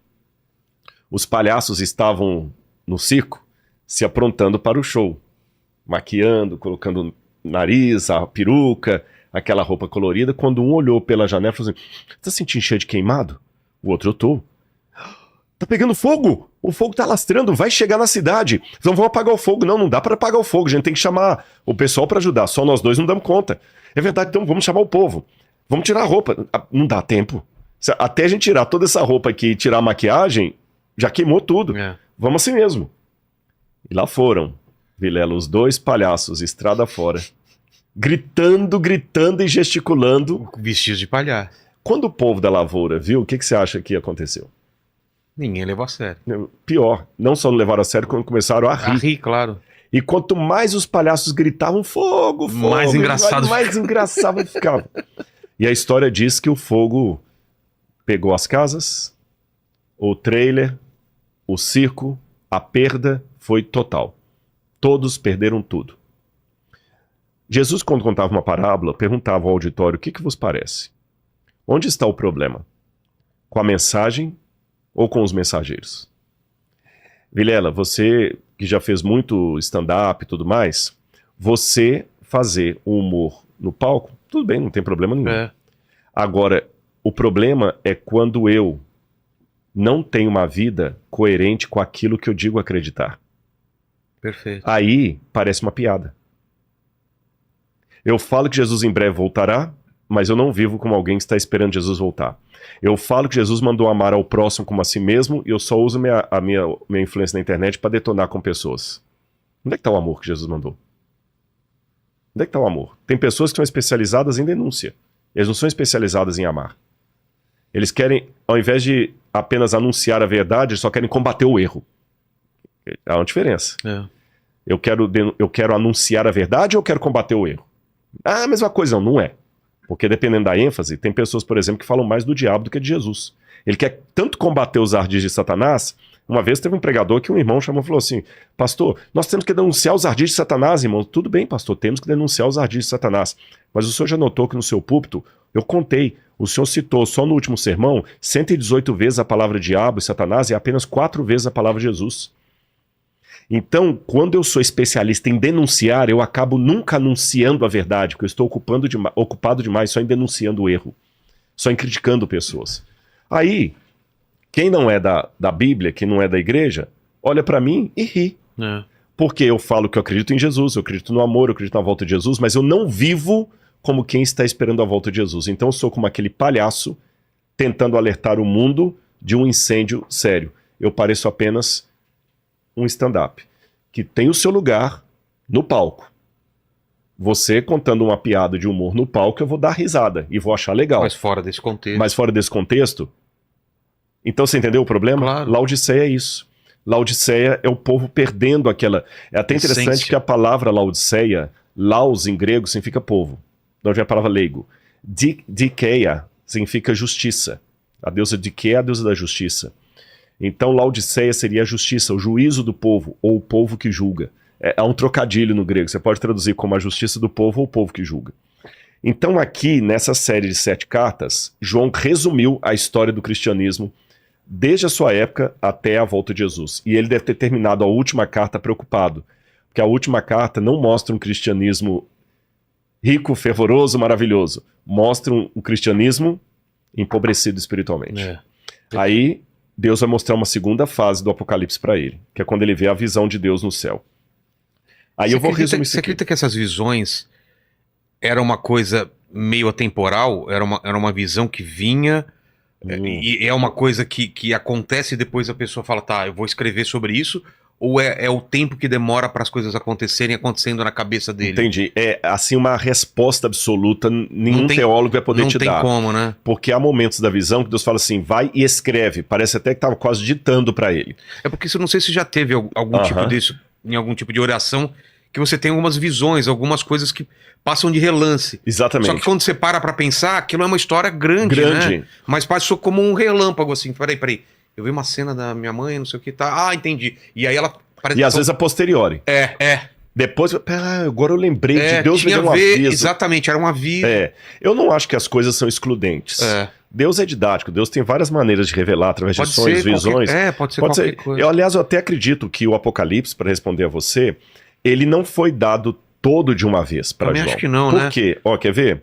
Aqui no capítulo 1, vou dar um exemplo para você que responde a sua pergunta. Capítulo 1, versículo 10, diz assim: Achei-me em espírito no dia do Senhor, e ouvi por detrás de mim uma voz como de trombeta dizendo, escreve num livro. Então, ele se achou em espírito no dia do Senhor. O quê? O domingo? Tem 3 maneiras de entender isso aqui. Tem 3 maneiras. Adventistas, batistas do 7º dia, entendem que o dia do Senhor aqui é o sábado. Tá certo? O sábado, ponto. Outros que guardam o domingo entendem que não, o dia do Senhor é o domingo. Tanto é que a palavra domingo, Dominus Dei, né, é o dia do Senhor em latim. Verdade. São 4 opiniões, na verdade. Tem alguns que acham que o dia do Senhor era o dia do imperador. Sabe quando os documentos antigos falam assim, ano 1862 de Nosso Senhor Jesus Cristo. Sim. Né? Então, na Bíblia tínhamos assim, no 3º ano do reinado de Joaquim, rei de Judá, nas calendas de julho do reinado de César. Entendi. Então, acredito que João também escreveu assim, olha, no dia do Senhor Imperador. E a 4ª opinião é que esse dia do Senhor significaria a volta de Jesus, que no Antigo Testamento fala o seguinte, terrível será o dia do Senhor. Entendi. Eu vou defender a posição que eu admito e falar por que eu não concordo com as outras. Começando de trás para frente. Por que eu não acho que pode ser o dia do Senhor a volta de Jesus? Porque para ser o dia do Senhor eu tenho que criar uma situação que o grego não permite. Arrebatado. Fui até o dia do Senhor. Não dá a entender isso. No grego está no dia do Senhor e não até o dia do Senhor. Tá certo? Segunda razão por que não pode ser a volta de Jesus. Porque em grego, quando fala dia do Senhor, na tradução grega do Antigo Testamento, está remera kyriou. Remera kyriou. Aqui está kyriake remera. Então, em português, parece a mesma coisa, mas em grego é diferente. Então, descarto que seria o dia do Senhor, a volta de Jesus. Não acho também que poderia ser o dia do imperador, porque nós não temos essa expressão usada em nenhum documento romano. E também ficaria estranho João, que estava ali preso pelo imperador, escrever enaltecendo o imperador. Aí sobram 2, ou é o sábado ou é o domingo. Eu, particularmente, como entendo que a palavra domingo não existe na Bíblia, em nenhum momento, nenhum canto fala domingo, domingo é uma criação latina, A posteriori exatamente, fala o primeiro dia da semana, e o primeiro dia da semana nunca é chamado de dia do Senhor, o sábado que é chamado de dia do Senhor, então eu interpreto que ele foi arrebatado num sábado. Tá? Já dei as 4 interpretações. Agora, mas eu não posso esquecer da pergunta que você me fez, foi tudo de uma vez? Quando você vai no capítulo 4, diz assim, depois dessas coisas, olhei e eis uma porta aberta no céu, E a primeira voz que eu ouvi, que era como de trombeta, falou comigo dizendo, suba até aqui e eu lhe mostrarei o que deve acontecer depois dessas coisas. Imediatamente eu me achei no Espírito. Primeiro escreva o que eu vou te falar. E Eu agora a vou te mesma mostrar. voz. Exatamente, No ele outro fez referência no outro momento. É. Porque ele já estava, se ele já estava em espírito, achei-me em espírito no dia do Senhor, aqui ele fala, achei-me em espírito, então dá a entender que houve mais de uma passagem ocasião em que ele teve a visão. Agora, nessa situação aqui do capítulo 4, ele vai ter uma visão de cara do trono de Deus. E eu vou resumir pra galera. Ele vê, aliás, vai ficar até fácil. Se você colocar aí Apocalipse, trono de Deus, tá bom? Se não, você coloca Revelation, Throne of God. Repete, por favor. A Revelation of God. Não. Throne of God. Throne of Revelation. Repeat, please. Throne of Não, Revelation. everything. Revelation. Repeat, please. Não, só a frase. Revelation of Throne of God. Ok. Foi mais ou menos. Ok, Tá bom. ok. Pra tentar procurar, você sabe que tem uma história que um gato tava correndo atrás de um rato, né? E o rato corria, o gato vinha atrás. E o rato corria, o gato ia atrás. Daqui a pouquinho o rato entrou dentro do buraquinho e ficou lá dentro assustado, né? E o gato que fala...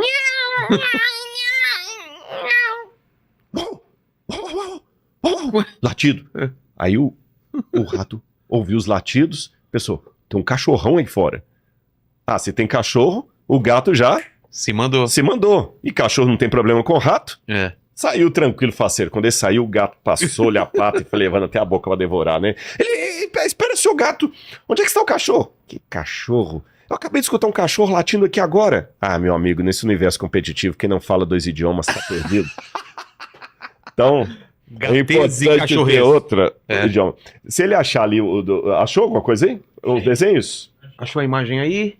Olha lá. Olha lá, já tá no gatilho ali, ó. O que é isso? Eu não- Essa imagem aí, pra galera de casa entender, é o que está no capítulo 4 do Apocalipse. A descrição. Olhando assim, parece muito confuso.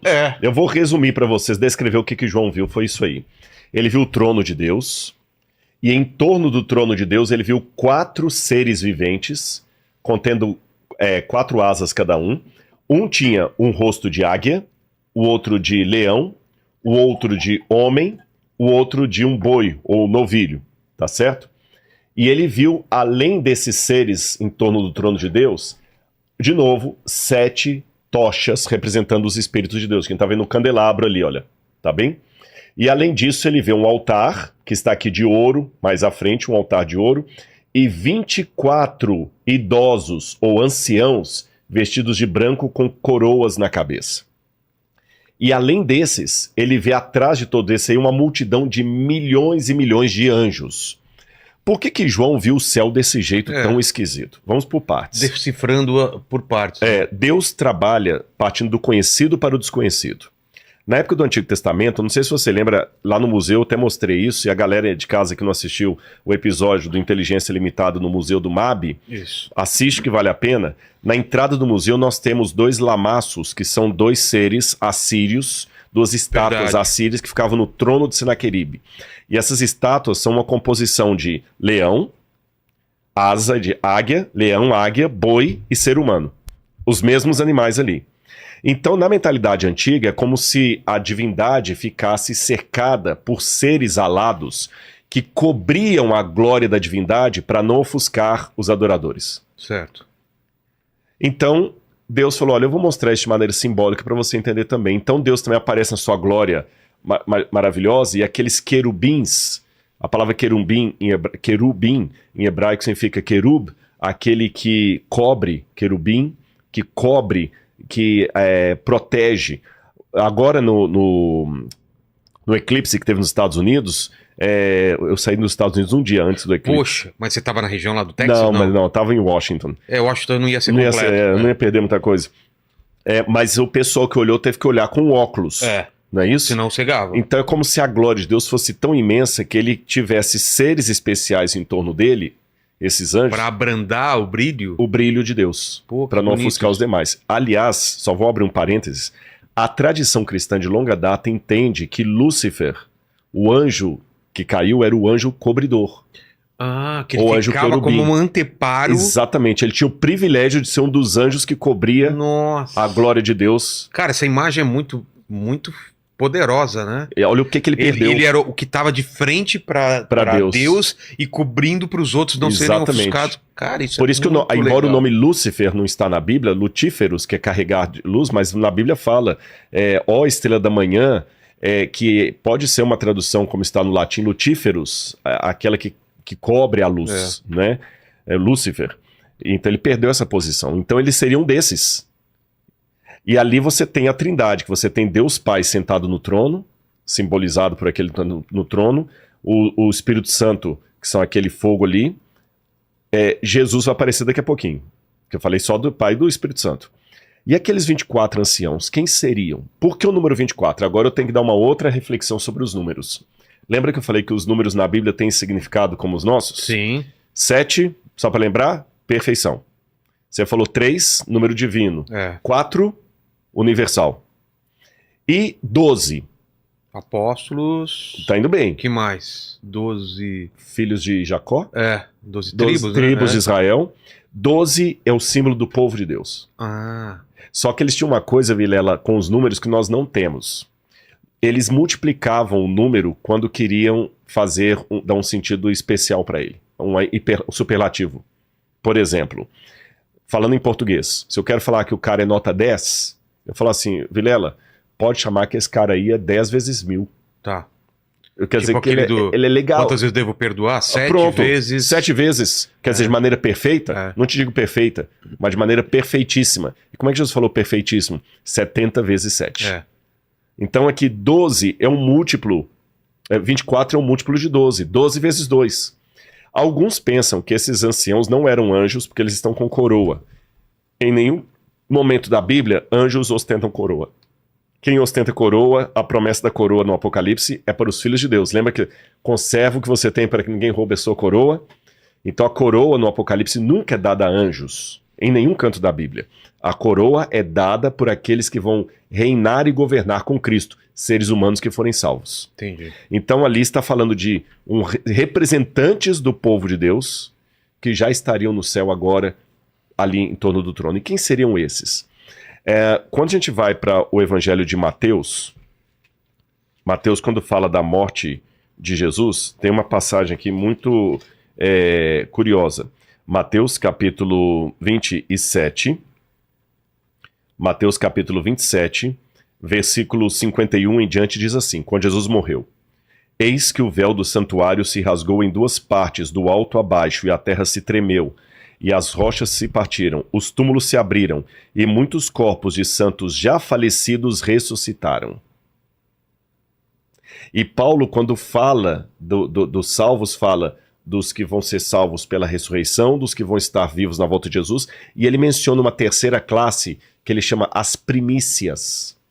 Você já ouviu falar de primícias? Já, O que é primícias? Então, nunca Os entendi. primeiros frutos que são colhidos.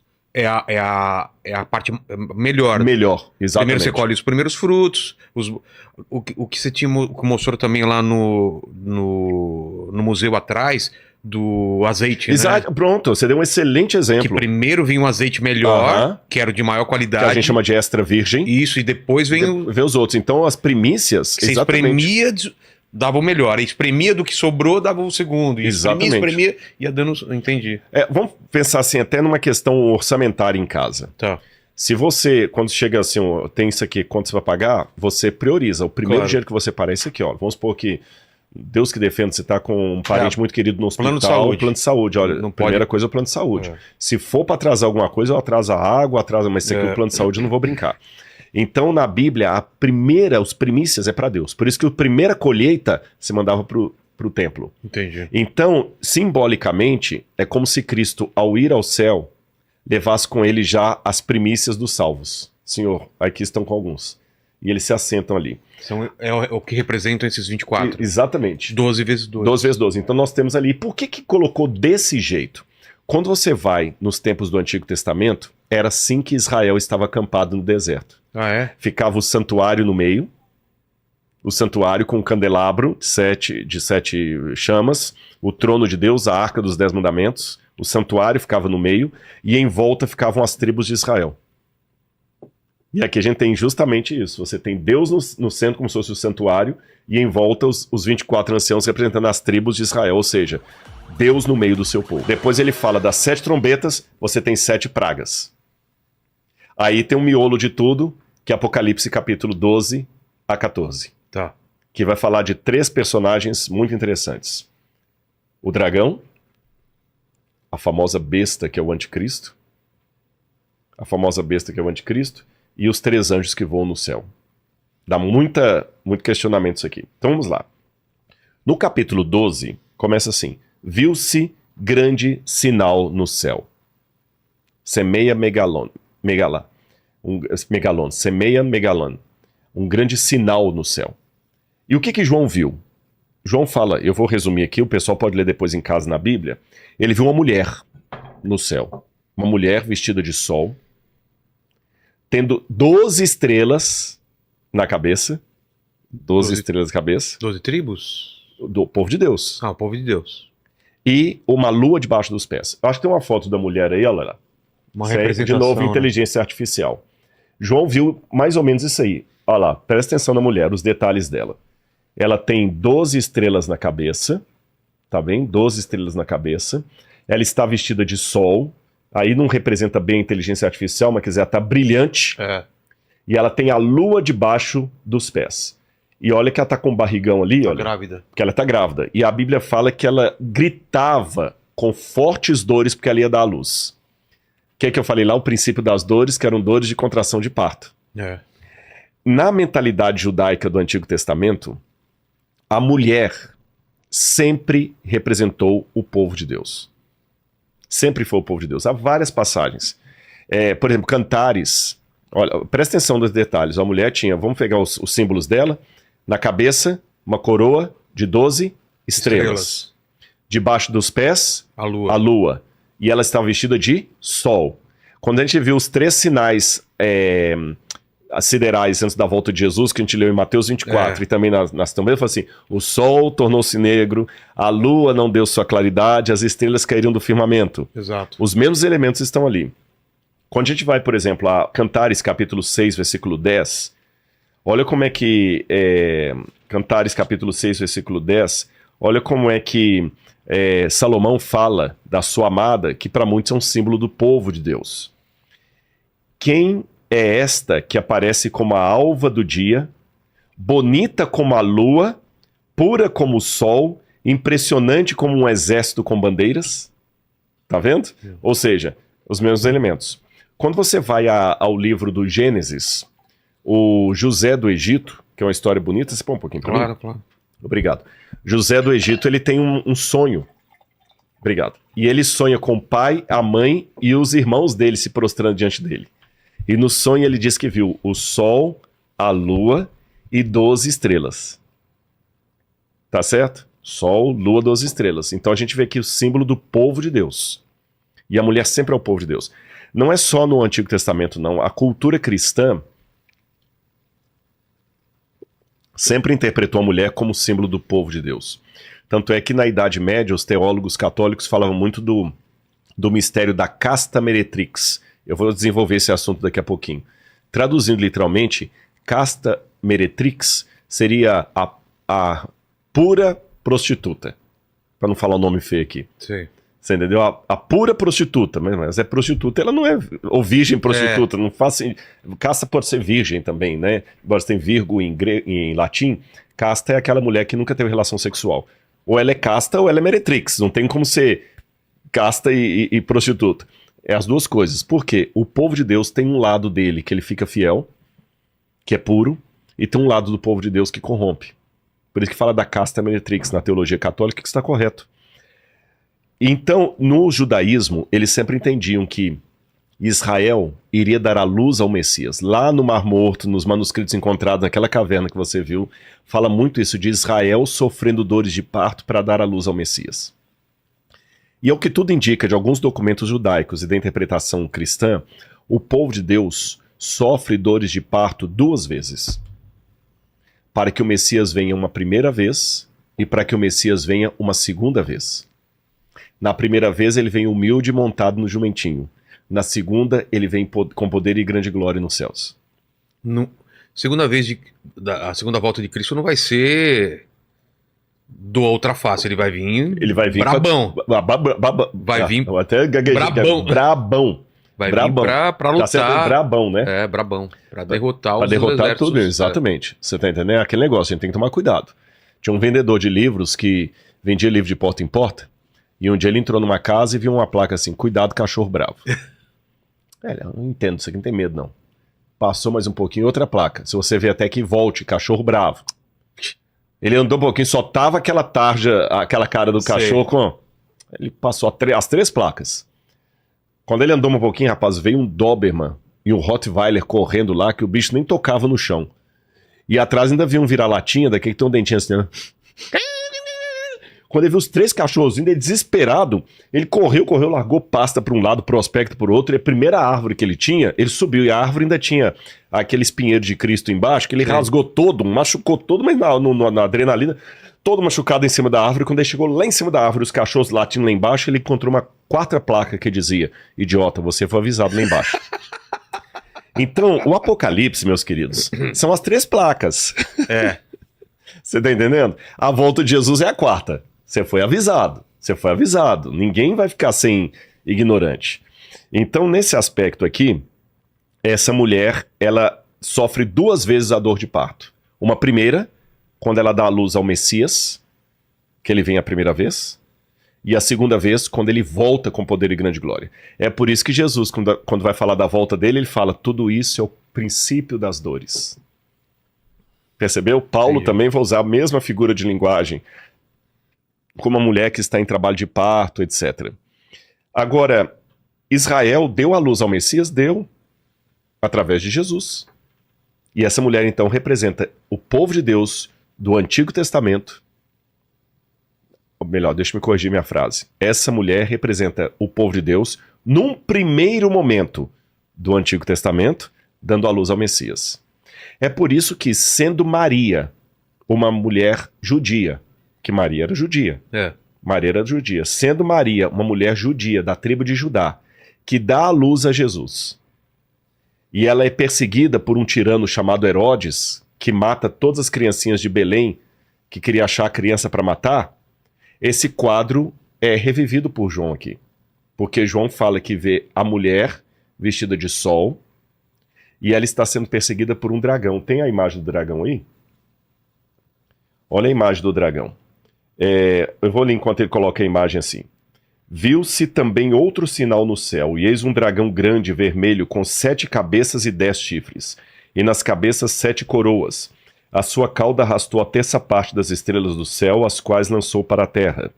E o dragão se deteve diante da mulher que estava para dar à luz, a fim de devorar o filho dela quando nascesse. Deixa eu explicar uma coisa aqui antes de continuar. Existe uma... Conseguiu colocar o dragão? O dragão diante da mulher para devorar o filhinho dela que está para nascer. Estão vendo aí? Olha, a inteligência artificial hoje faz tudo, né? Existe uma coisa também para o pessoal entender, chama-se Midrash.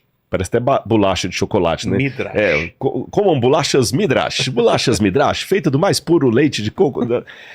Midrash, na verdade, vem do hebraico darash, ou derash, que significa interpretar. Uma das maneiras que Deus tinha de revelar a profecia para o povo era misturar a história do povo de Deus com a história do Messias de Deus. Por isso que em Isaías capítulo 53, ele fala do Eved Adonai, do servo de Deus que sofre, e parece às vezes que você está lendo sobre Israel, às vezes é sobre o Messias. Lá no Novo Testamento, o profeta fala o seguinte, e Jesus saiu do Egito para que se cumprisse o que fora dito por intermédio do profeta. Do Egito chamei meu filho. Mas ali no Antigo Testamento, o Egito chamei meu filho, eu chamei Israel do Egito. Mas aqui ele fala, e chamei o Messias do Egito. Por que isso? É porque Deus se importa tanto conosco, que a nossa história também é a história dele. De dor e sofrimento.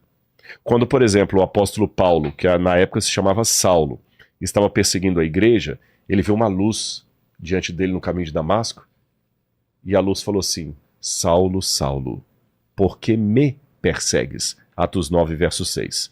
Curioso, Paulo não estava perseguindo Jesus, ele estava perseguindo a igreja. Mas ele falou, porque me persegue. Seria mais ou menos como se alguém fizesse mal pro Noah e você vai lá tirar satisfação. O cara, não é que esse menino é não. Meu amigo, mexeu com meu filho, mexeu comigo. Mexeu com meu filho, mexeu comigo. Então com Deus é a mesma coisa. A história do povo mistura com a história do Messias. Tá certo? Então João está vendo a história do povo de Deus misturada com a história do Messias. E como Maria era uma judia que deu à luz a Jesus e ela também foi perseguida por Herodes, a Igreja Católica, então, com base nisso, tem uma imagem de Maria que quem for católico que está assistindo vai reconhecer. Você que tem aquela imagem aí que eu pedi? Olha essa imagem, chamada Nossa Senhora da Assunção. Ela mostra Maria, olha lá, esse é um quadro católico. Ela tem Maria Pisando na lua. pisando na lua, com a coroa de 12 estrelas na cabeça, tá bem? Só que ela já não está mais grávida. Algumas imagens de Maria, Nossa Senhora da Assunção, ainda mostram o dragão debaixo dela. Que eu já vi em algumas igrejas católicas, tem imagem de Maria, ela assim, e debaixo dela uma serpente toda assim retorcida, porque é o dragão. O dragão e serpente é a mesma coisa aqui. Entendi. Então, recapitulando, é o povo de Deus que dá a luz ao Messias. E o dragão, quem que é? Os inimigos do povo de Deus. Outra coisa interessante, na Bíblia, eles misturam às vezes símbolos de potências com símbolos de monstros. Não é só na Bíblia, não. Se você for estudar a arqueologia da Pérsia, da Babilônia, mesmo do Egito, ou até Roma, você vê que eles simbolizavam os grandes poderes por grandes monstros. Então, se eu quero falar, por exemplo, dos Estados Unidos, eu vou falar de um monstro. Se eu quero falar da Rússia, vou falar de outro monstro. É a maneira simbólica de falar de um poder. Então, que monstro era esse que estava perseguindo a mulher? Esse monstro aqui, ao mesmo tempo, ele é o diabo e é o Império Romano. Porque na época de João, quem mandou João preso pela ilha de Patmos? Império Romano. Quem perseguiu a igreja? Império Romano. Nero, aqui no caso era Domiciano, era Roma. E ao mesmo tempo Roma é o diabo. Peraí, Rodrigo, agora me confundi um pouquinho. É Roma ou é o diabo? Veja bem, nós com o nosso olhar carnal, a gente só vê a pessoa agindo. Por exemplo, eu só vejo Lenin matando um monte de gente, mas o profeta vê Lenin e o diabo agindo através de Lenin. Entendi. Eu vejo apenas um grande pregador do evangelho, mas o profeta vê o pregador e o Espírito de Deus falando através daquele pregador. Quem tem a visão espiritual, lembra daquele filme, fugiu o nome agora, que era egípcio, que o pessoal puxava o portal do tempo Stargate? assim. Stargate. Que tinha ao mesmo tempo um universo paralelo. É mais ou menos como se fosse um universo paralelo. Você entendeu? Quando você tem uma relação espiritual com Deus, você vê mais do que simplesmente coisas humanas. Entendi. Você vê o mundo espiritual por trás daquilo. Seja o mundo espiritual do bem, falei, o Espírito Santo usando um pregador para falar de Jesus para mim, seja o mundo do mal, o diabo tomando um ditador para promover uma carnificina. Entendi. Isso não retira a responsabilidade humana. Nós não somos marionetes na mão do sagrado. O pregador está sendo usado pelo Espírito Santo, mas ele tem a liberdade dele.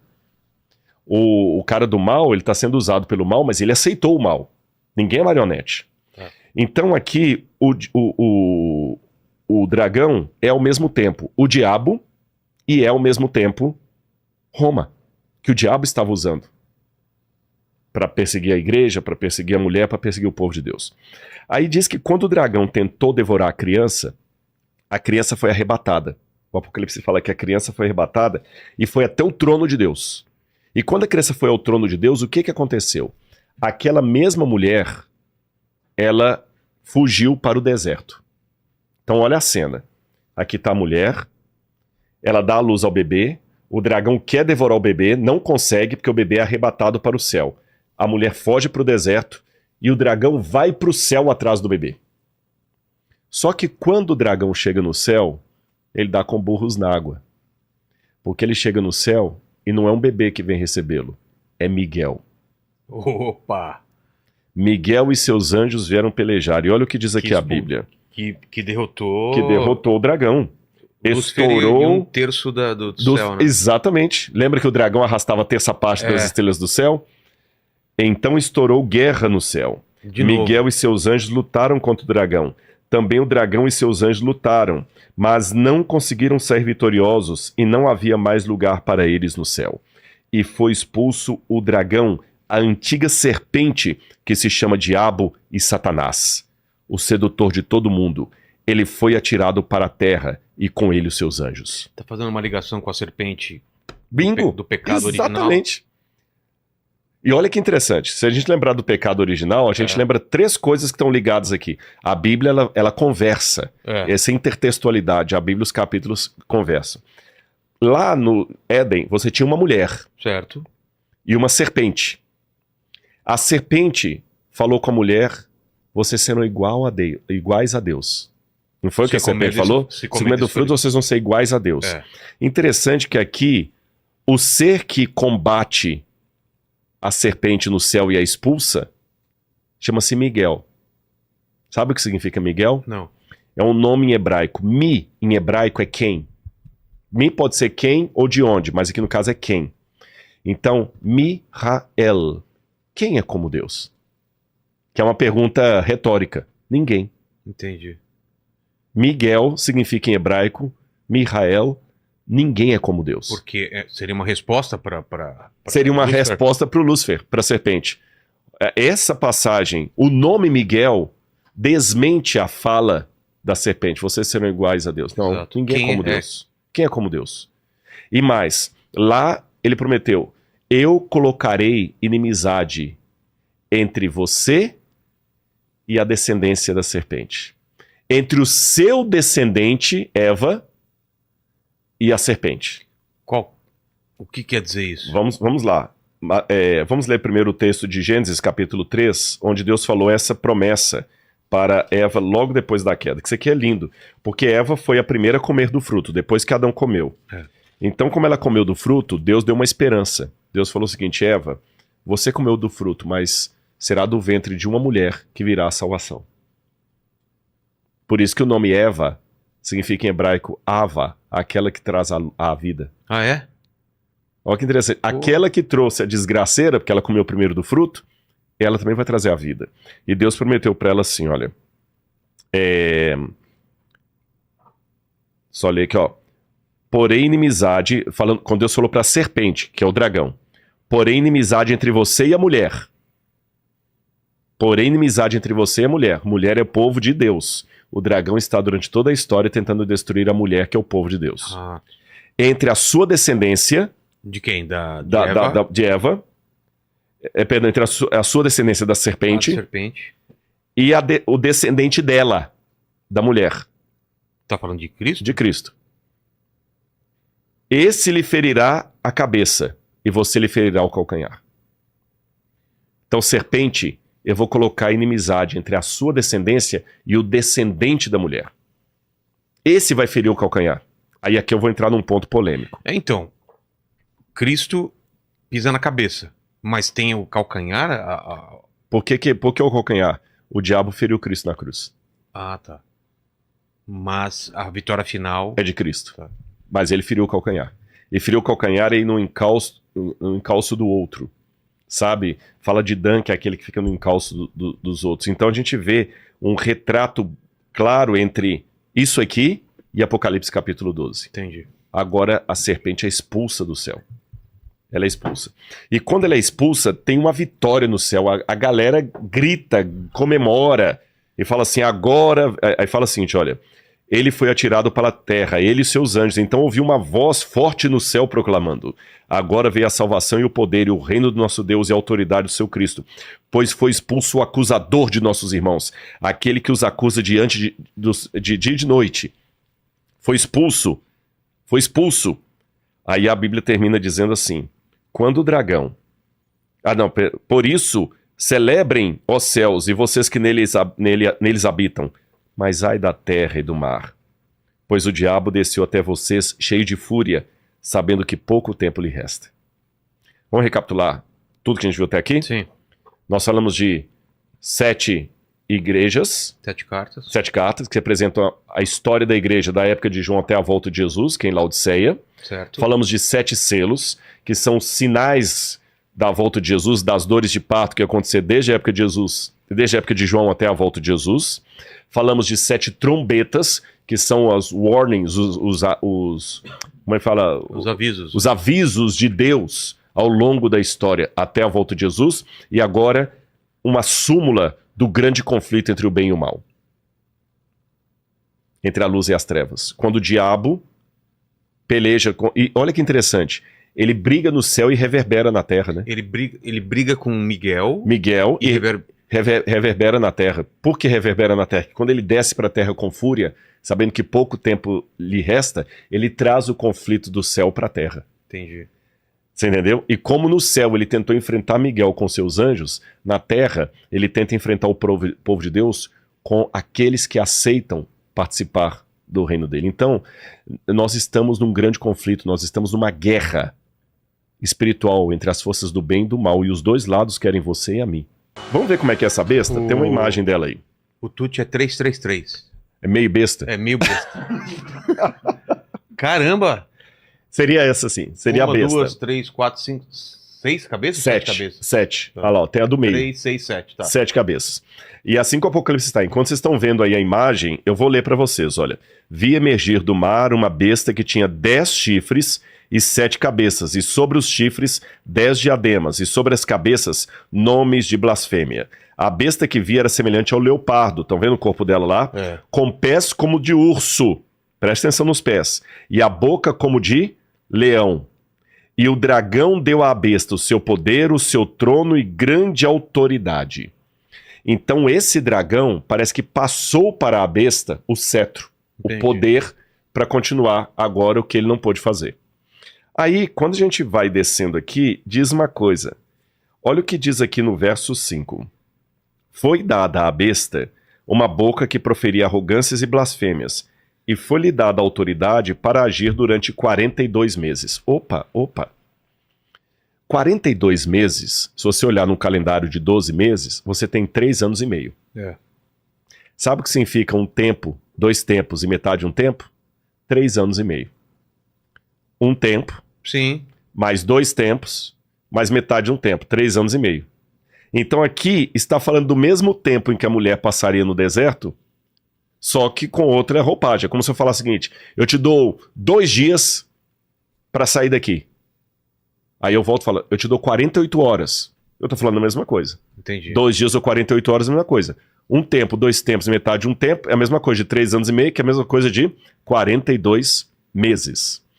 É interessante que quando a gente vai para Daniel capítulo 7, versículo 25, lá também fala dessa besta, desse anticristo. Como que fala? Eu vou mostrar para você aqui. Daniel capítulo 7, versículo 25. Olha o que o anticristo, quando ele aparece no livro de Daniel, fala. Ele falará contra o Altíssimo. Tinha boca repleta de blasfêmias. Viu a minha semelhança? É. Oprimirá os santos do Altíssimo. Essa besta vai oprimir o povo de Deus. E tentará mudar os tempos e a lei.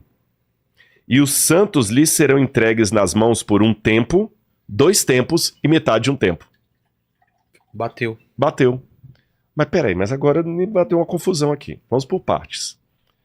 Se a mulher estaria no deserto, longe do alcance da serpente, o fato da serpente Passar o bastão pra... passar o bastão para a besta e a besta poder perseguir o povo É. no deserto, então Deus... O esconderijo não deu certo? Então. Por que o esconderijo não deu certo? Porque as promessas de Deus são condicionais.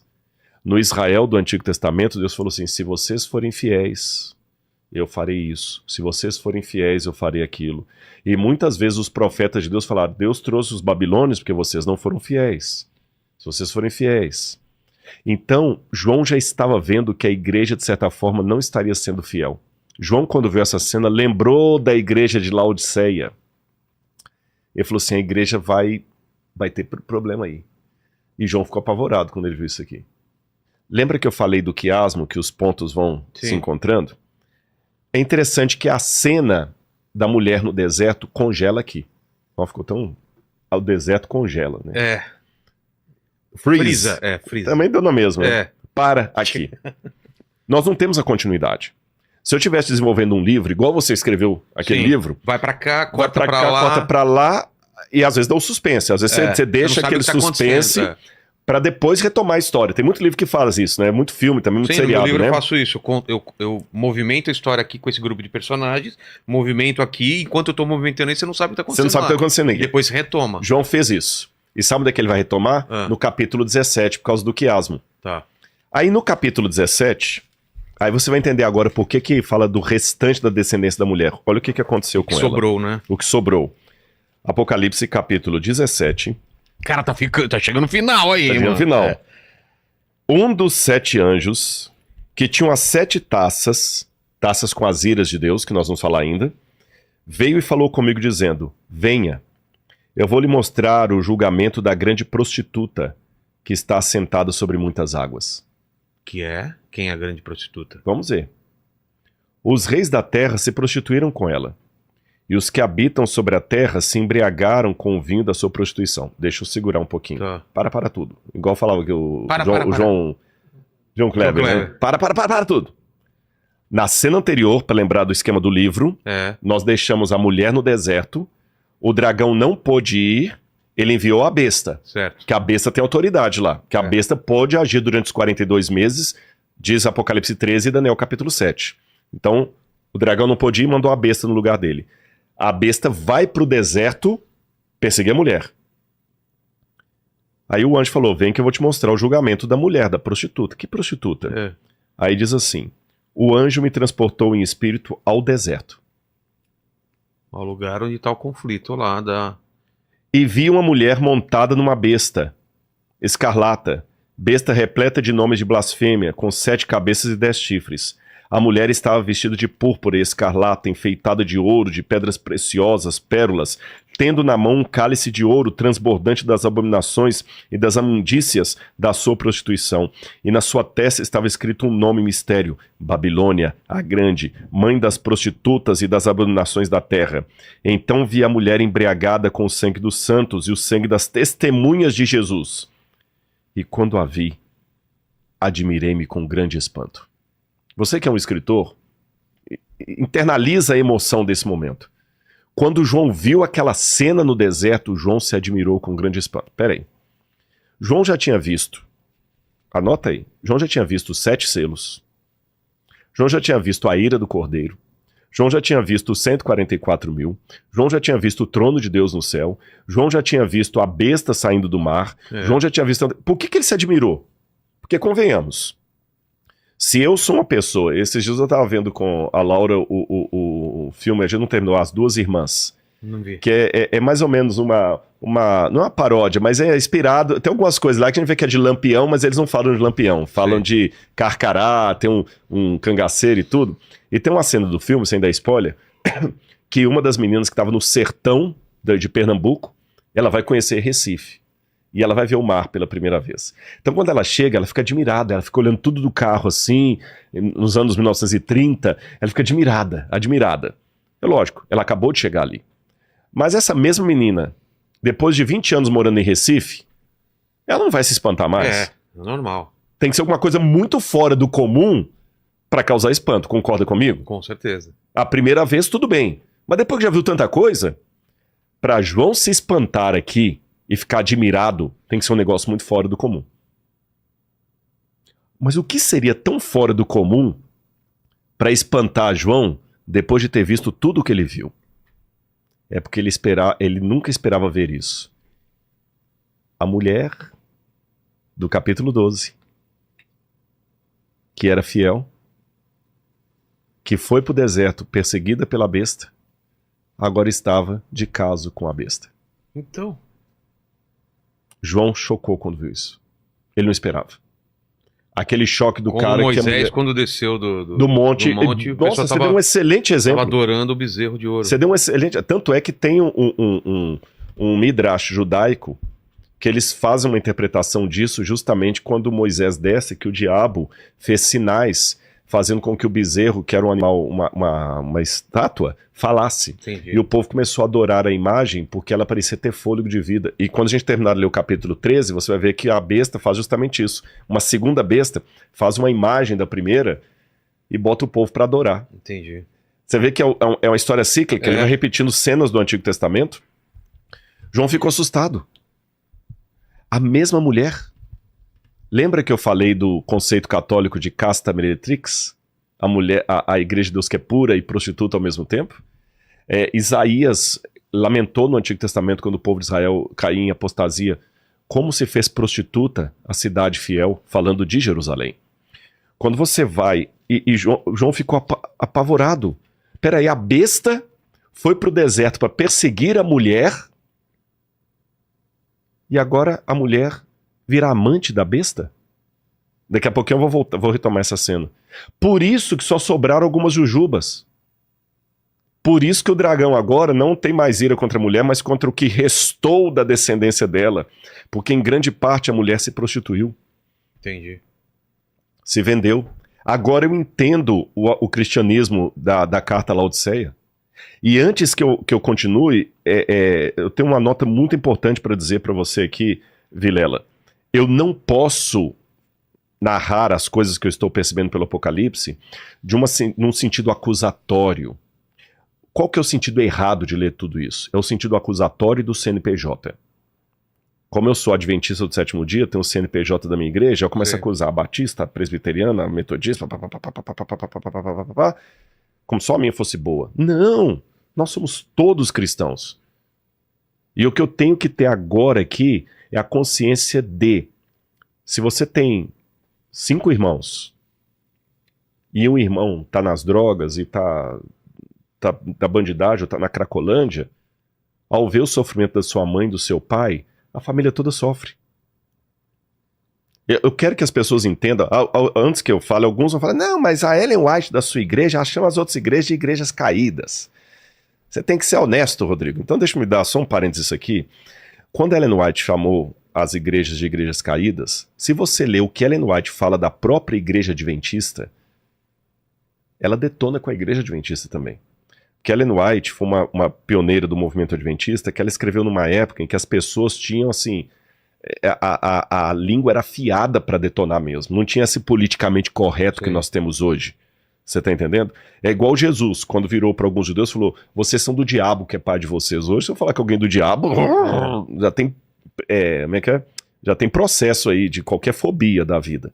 Não existia isso. Então, se você pegar o mundo em que viveu Ellen White e pegar autores metodistas, presbiterianos, você pega, por exemplo, o famoso sermão de Jonathan Edwards, Pecadores nas mãos de um Deus irado, você vai lendo aquele sermão, as coisas que ele fala da igreja, veja as coisas, às vezes, como que a maneira como que muitos protestantes falavam do papado, Lutero falando, mesmo dos judeus, da igreja, é uma maneira muito pesada. Você vê também outros contemporâneos da época de Ellen White, como o ator Matthew Henry, que era comentarista, Arthur Clarke, Spurgeon. Se você pegar alguns sermões de Spurgeon falando das igrejas, do pecado das igrejas, você vomita. Eu duvido de alguns que acusam Ellen White por chamar as igrejas de igrejas caídas, se tem coragem de pregar na íntegra um sermão de Spurgeon com o palavreado que Spurgeon usa em relação às igrejas. Você tá entendendo? Você pega um outro pregador também, Whitefield era da época de Franklin. Whitefield, se você pega os sermões de Whitefield falando das igrejas protestantes da América, nossa, eu duvido que alguém teria coragem de falar daquele jeito. E Ellen White, realmente, ela detonou com as igrejas, mas ela detonou também com a igreja adventista do sétimo dia. Ela falou, no livro Grande Conflito, ela fala de todas, incluindo a igreja adventista. Ela fala assim, eu preciso abrir esse parênteses aqui, porque esse comentário vai vir, então eu peço licença a você para isso. Claro. Ela fala no livro Grande Conflito, página 45. Citando Paulo, em 2 Timóteo, acho que é 3,16, ela fala o seguinte, todos os que querem servir piamente a Jesus padecerão perseguições. Citando Paulo. Ela fala, se é assim, por que então que a perseguição parece em grande parte adormentada? A única razão é que a igreja se conformou com a norma do mundo e, portanto, não suscita oposição. Haja um reavivamento, aí as fogueiras da perseguição vão se reacender como nos tempos apostólicos. Então, quem fala que Ellen White discriminava outras igrejas, com todo o respeito, ele está sendo desonesto academicamente. Ou ele está lendo apenas pedaços de Ellen White. Porque essa mesma Ellen White, quando fala da igreja adventista do sétimo dia, que ela era membro, ela fala o seguinte no livro Serviço Cristão. Nenhum em 20 dos que estão com os nomes no livro da igreja estão preparados para as crises finais. Eles sempre acostumaram a ver a coisa do lado mais fácil. E em vindo a perseguição, não estarão prontos para enfrentá-la. Se você for bom de matemática, 1 em 20 dá 5%. Se ela fala nem 1 em 20, nem 5% da igreja adventista do sétimo dia. Então, quando alguém fala, Ellen White, por isso que eu falo que é uma desonestidade intelectual, fala o seguinte, por que o Rodrigo não é honesto? Por que ele não fala que Ellen White considerou todas as... Por isso que eu não considero adventista cristão, por isso que eu não considero adventista fiel. Por quê? Porque a Ellen White considerou as outras igrejas caídas. Meu irmão, ela falou que a igreja adventista não estava com 5% preparado. Ela teve uma época que falou que a Conferência Geral não seria a voz de Deus para o seu povo se continuasse daquele jeito. Ela detonou com a igreja adventista. Só que ela viveu no século XIX, início do século XX, quando a linguagem era essa. Ellen White não usou, repito, uma linguagem diferente de Spurgeon, uma linguagem diferente de Whitefield, ela não usou uma linguagem diferente de Adam Clarke, ela não usou uma linguagem diferente de outros autores católicos e protestantes da sua época. Então, por favor, tenha essa honestidade acadêmica de pegar o todo dela e saber que ela metralhou tanto de fora como da igreja adventista. E mais um detalhe, a prova que ela não tinha preconceito nenhum com as igrejas de fora, eu vou dar alguns exemplos, apenas alguns, eu podia passar 1 hora falando, mas só para vocês entenderem. Sabe quem fez o casamento do filho da irmã White, lá na Austrália? Um pastor metodista. E até quando essa filha da senhora White foi entrevistada por uma revista, que o pessoal pensava que a senhora White era bairrista, que ela não aceitava gente de outra igreja, ela perguntou assim, vem cá, mas você casou, um pastor metodista fez o seu casamento? Sim. Por quê? Não, porque não tinha nenhum pastor adventista? Ela falou, tinha, mas ele era amigo da família. Aí o entrevistador perguntou assim, tá, e o que a senhora White disse a esse respeito? Ah, não disse nada, foi ela que convidou. E ela ainda fez a oração final. Pois é. Teve uma irmã dela que tinha uma filha, a irmã dela estava afastada da igreja metodista. E a senhora White mandou uma carta para a irmã dela, minha irmã, volte para a igreja de Cristo, volte para os braços de Jesus. Quando ela fala volta para a igreja metodista, não vem para a igreja adventista. E a irmã dela não guardava o sábado, não era adventista. A senhora White não teve nenhum parente adventista, exceto o marido e os filhos. Você está entendendo? Então, vamos ser coerentes. Ela falou, a maior parte do povo de Deus está fora da igreja adventista. Ela falou isso. Ponto. Esclarecido esse ponto, Ok. Vamos voltar à questão aqui. Quando nós virmos, aí que eu volto à fala que eu estava falando, sendo coerente com o meu adventismo. A maneira errada que eu tenho de ler o que eu estou lendo aqui agora é ficar preso ao CNPJ e apontar o dedo para outros CNPJs. Para outras igrejas. Como se a minha já tivesse pronta para subir. Não. Eu tenho que sofrer, eu tenho que falar isso aqui. É isso que eu fico indignado com alguns denunciadores da internet. Porque eles não demonstram amor na correção do erro.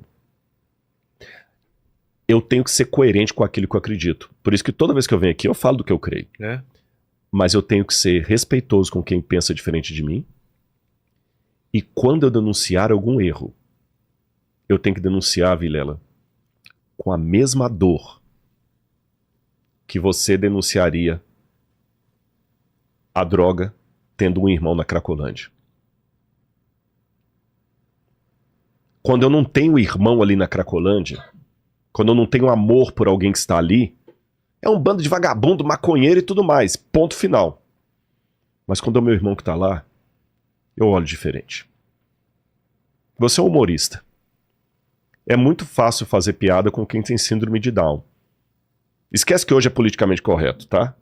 Incorreto. Agora, tenha um filho com síndrome de Down. Eu quero ver você rir de uma piada de alguém com síndrome de Down. Tenha um filho autista. Eu quero ver você rir. O autismo, a síndrome de Down, doenças ou problemas sociais, alcoolismo, Faça piada de bêbado, tendo um pai que está lutando com o alcoolismo. É. Então, existem duas maneiras de eu falar de alcoolismo, de qualquer coisa, quando eu tenho amor por quem está sofrendo nas garras daquela situação, ou quando eu não tenho amor nenhum. É o amor que fará a diferença no meu discurso antidrogas. Quando eu falo amor, repito, não é passar pano, não. Porque tem um amor assim, tudo é amor, tudo é bonitinho, não pode condenar nada. Não é isso que eu tô falando. Tá claro, né? Claro. Temos que denunciar o erro. Mas se é o meu irmão que tá lá na Cracolândia, como é que eu vou encarar esse problema? Então, se eu entender que Deus tem a sua igreja visível e a sua igreja invisível. A invisível é formada por filhos de todos os lugares. Se eu entender que é o corpo de Cristo, mesmo não sendo católico, um escândalo de um padre vai me doer. Que é o meu irmão. Se um padre aí for pego com... Não vou falar a palavra aqui pro YouTube não censurar. Com algum desvio que você sabe crime, qual, né? Com um crime desse que ficaram muito famosos aí. Se eu pensar, puxa, que pena, que mancha para o nome de Cristo, eu vou fazer aquela denúncia de uma maneira. Mas quando eu não interpreto aquele padre como meu irmão, esses padres tudo vagabundo mesmo, para mim padre não presta. É. E assim por diante. Você tá entendendo? Se for um pastor batista, metodista, presbiteriano, como é que eu denuncio os erros, o opróbrio ao povo de Deus? Então, com esse espírito que eu entendo isso aqui, com o espírito com o qual Jesus denunciava os fariseus. Jesus tinha um embargo na voz. Ele não falou assim, fariseu, não. Jesus amava os fariseus. E é nesse espírito aqui de amor pelo meu semelhante que eu tenho que falar da apostasia. Aí você vai aqui para Tessalonicenses capítulo 1, versículo 6 em diante, diz assim, quando Paulo fala da volta de Jesus, ele fala, porque o mistério da iniquidade já opera, e aguarda somente que seja afastado aquele que agora o detém. Porque ele fala que a volta de Jesus, ele fala aqui, capítulo 2, versículo 3, ninguém de nenhum modo os engane, porque isto, a volta de Jesus, não acontecerá assim que primeiro venha a apostasia, e seja revelado o homem da iniquidade, o filho da perdição. Apostasia, eu falei dessa palavra lá atrás, a ruptura. Então, Paulo falou disso e João entendeu lá que haveria uma grande apostasia no meio do povo de Deus. Por isso que João se admirou com grande espanto. A mulher e a besta estavam juntas. Agora voltamos a Apocalipse 13 e você entende por que agora a briga é contra o que sobrou do povo de Deus, que a maior parte do povo de Deus se tornou Laodiceia.